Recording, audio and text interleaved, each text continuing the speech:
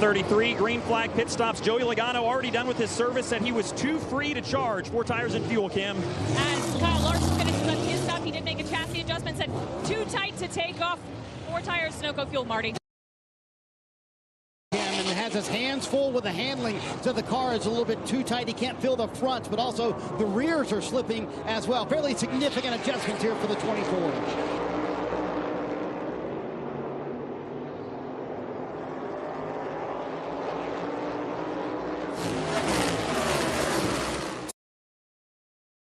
Speedway race, everyone pitting on the same lap.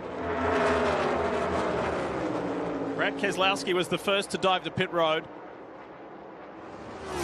And then that larger group came the very next lap.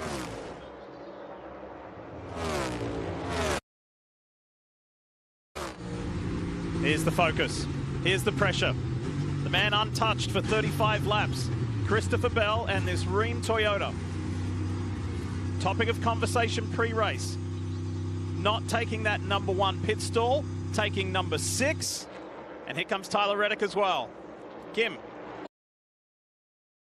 For the 20 team, asked if there was more or less pressure. They said more pressure taking pit stall 6 because there's not that built-in advantage that you usually get from stall 1. We'll see how they perform here. Right now, Christopher Bell said it fired off absolutely perfect. Looking for a fast stop here as they take 4 fresh Goodyear tires. Sunoco fuel, Marty. Tyler Reddick rode behind Christopher Bell. Not bad. He's going to start off a little bit too free, built tighter. For the 20 team, asked if there was more or less pressure. They said more pressure taking pit stall 6 because there's not that built-in advantage that you usually get from stall 1. We'll see how they perform here. Right now, Christopher Bell said it fired off absolutely perfect. Looking for a fast stop here as they take 4 fresh Goodyear tires. Doesn't seem like this live yet. Behind Christopher Bell. Car's not bad. He's going to start off a little bit too free, built tighter. 12 car has had a really nice time, currently staying on the racetrack, running a little long, hoping for a yellow. He had such a good start, I would think they would have pitted with the leaders, but Jonathan Hassler deciding to run a little bit long here. Let's take a look at the 9, pulling out right in front of the 43. Snuck by. We should see Blaney, I would imagine, any lap. I think they're just going to go to the middle, which is lap 40. Like but how laggy scary situation right here as you see how much faster the new tires are.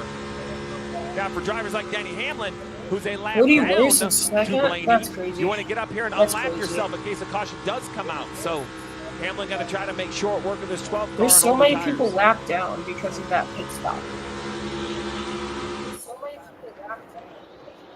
And does so. We're almost halfway there. Promising start for Hamlin here in Vegas. It's been solid.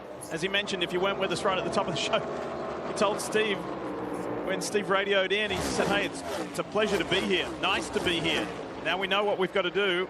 Don't do anything crazy, just nice to be here. Now we know impressive. As the round of 8 begins. Blaney's still in the lead, so how far can Blaney go? I think this lap. I think right here he's going to come. This is 40 dead in the middle. I would imagine for those guys, they're going to run 40 laps on each set of tires. Not come early. If you look at how tires work, you put 40 on each. That's the most efficient way to run 2 sets. Now, a lot of other things go into it. So right here, he's going to come down pit road, have his pit stop. Assuming everything's smooth, he'll lose time to the guys that pitted early, hoping to make it up on, say, the last 10 laps of this stage. Bell and Reddick are doing good. Reddick, after that crazy roll finish, probably down the middle, and he does it exactly down the middle. Here's the stage one in terms of early strategy. You're the radio transmission. Blaney saying when if he does get some stage 1 strategy because they haven't been running much recently. Fairly neutral, and he got more happy with it the longer he ran. We'll see where this longer strategy by Jonathan Hassler cycles out Ryan Blaney. Well, we're going to find out where it cycles out at the end of the stage, but let's see what it cost him in the near term. So Blaney was up to the 20th position pre-pit stop. As he accelerates here around this slippery apron, Jeff, you and I gave it a feel in the pace car earlier. Who do we got right there? It looks like the 47 of Stenhouse. Jones. Yeah.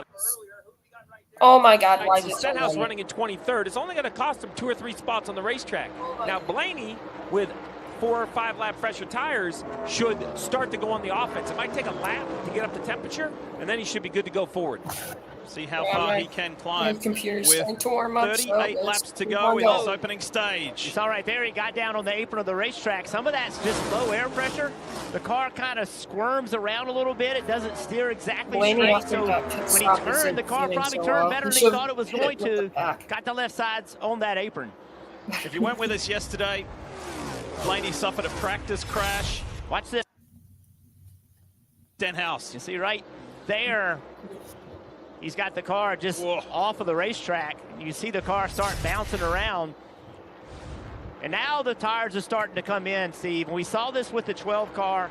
Actually, all the Penske's, we saw this in practice. They could not take off with great.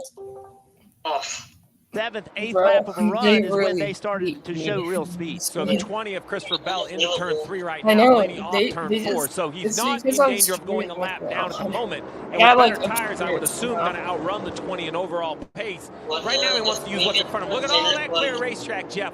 As a crew chief, this Yeah, it is says where international I need you. speed Traffic's limit. hard enough, but when we have air on the nose of our car, I need to make lap time to make sure we finish this on the lead lap. And look, you're always trying. Dude, it's like